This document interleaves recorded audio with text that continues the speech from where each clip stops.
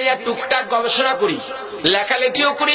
আমার ক্ষুদ্র গবেষণায় যতদূর দেখলাম, বিশ্বের মধ্যে যত বাতিল ফিরকার আবির্ভাব ঘটেছে, সবচেয়ে বড় ভয়ঙ্কর বাতিল ফিরকার নাম বর্তমানের তথাকথিত আহলে হাদিস বা লামাযহাবী।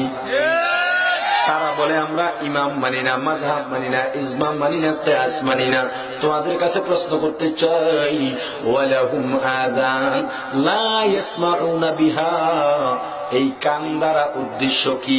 যদি তুমি ব্যাখ্যা কইরা অন্য কিছু বুঝাইতে চাও পারবা না, কারণ অন্য কিছু বুঝালেই তো সেটা কিয়াস পাওয়া যাবে। তো তুমি কিয়াস মানলা, আর আমি অন্তত হাজার অধিক প্রমাণ দিতে পারবো লামাযহাবীরা কিয়াস মানে, ইজমা মানে, মাযহাব আমাদের চাইতে ওরা বেশি মানে, কিন্তু কথা সত্য, মতলব ওদের খারাপ। ওরা যে বইটা পড়ে লেকচার দেয়, এই বইটা কি নবীজি লেখছেন না আল্লাহ লেখছেন?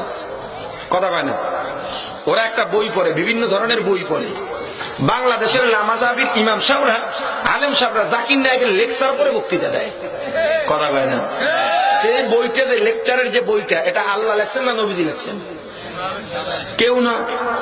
জাকির নায়েক কি লেখছেন বা অন্য কেউ অনুবাদক লেখছেন, ঠিক কিনা? তুমি যে সেই বইটা পড়লা, তার মানে ওই অনুবাদককে তুমি মাযহাবের ইমাম মানলা, তাকে তুমি অনুসরণ করলা।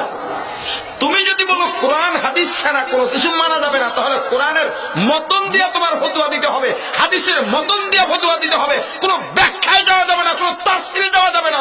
তাফসিরে যাওয়া মানে মাযহাব মানা, কিয়াস মানা, ইজমা মানা, ঠিক কিনা? জোরে বলো।